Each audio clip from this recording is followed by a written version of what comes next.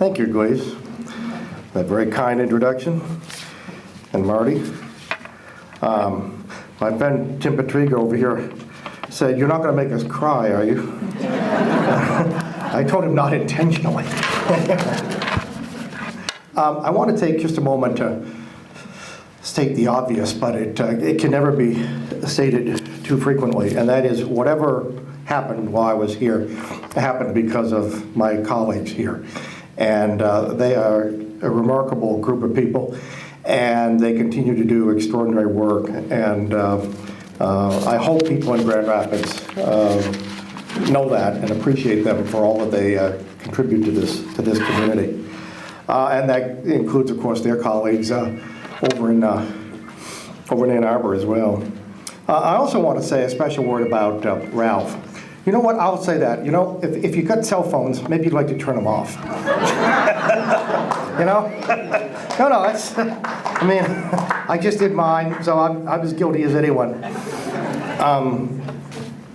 I'll tell you a story. No, I won't tell you a story. For once in my life, I'll be discreet. No. But anyway, but actually, I will fill you in on the. I told Gleaves about my internship. There was an internship in the Ford White House.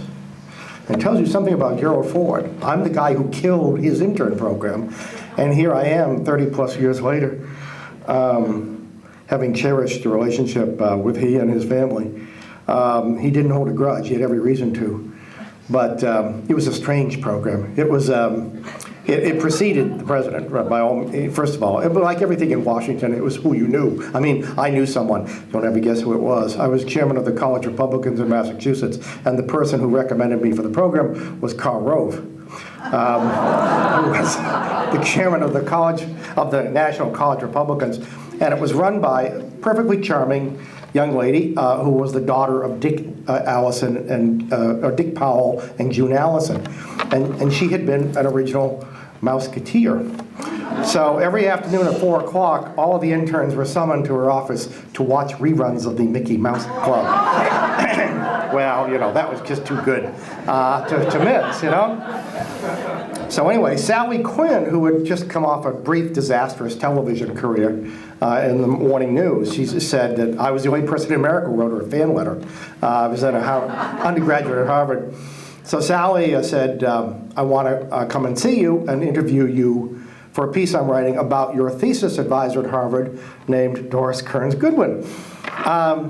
So anyway, I said sure. So we went to lunch in the cafeteria in the EOB, and I was so naive. Of course, everyone thought, oh my God, he's leaking information to Sally Quinn. Well, I didn't have any information worth leaking to anyone, you know. I was working as an intern. But anyway, Sally said, you know, you have wonderful stories. You come up, and I talked to the editor, and anyway, one thing led to another, and that was the beginning of my literary career. So I suppose I owe that to the Ford White House as well. But in any event, I want to say just one word about our figurative host this evening, if not our literal host, and that's Ralph Hauenstein, because I think it is absolutely amazing. I do a lot of travel, and I have visited a few presidential centers in my time. It is nothing short of remarkable what the Hauenstein Center has accomplished in a very short period of time. The level of programming that it brings to this community and to this state. It is a jewel in the crown of Michigan. And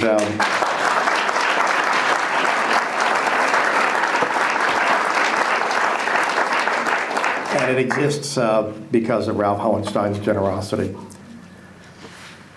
At the start of the 1974 holiday season, the President of the United States greeted visitors to 1600 Pennsylvania Avenue by comparing himself to the official Christmas tree, a great ornamental spruce that dominated the Blue Room.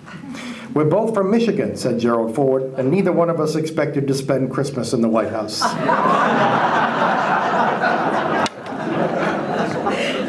How Midwestern. It should have come as no surprise that one of President Ford's earliest actions was to hang portraits of Abraham Lincoln and Dwight Eisenhower in the White House Cabinet Room. Few observers, however, would have expected him to round out the gallery of heroes with a likeness of Harry Truman. Yet that is exactly what he did. Their politics and personalities might differ, but all three men bore the distinctive stamp of the Middle West. Places shape people, the Midwest more than most.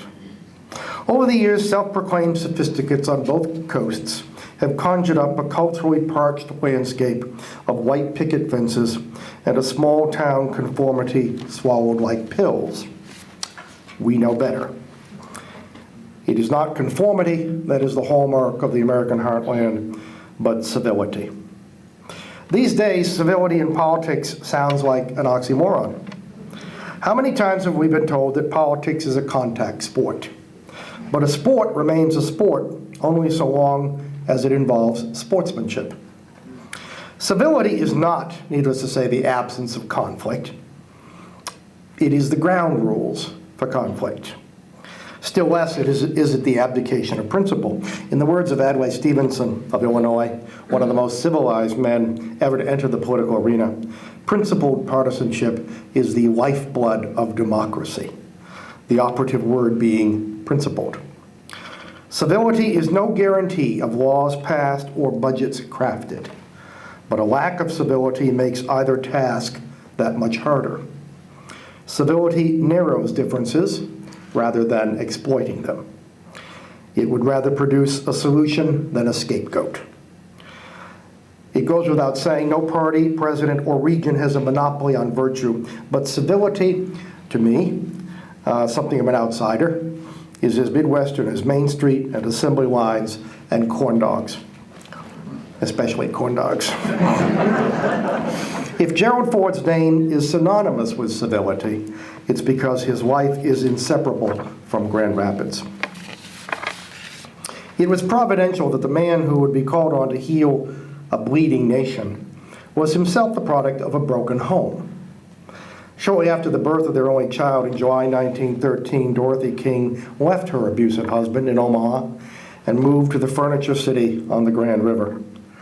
By the end of the year, she had obtained a divorce from Leslie Lynch King, along with an unenforceable court order requiring him to provide child support.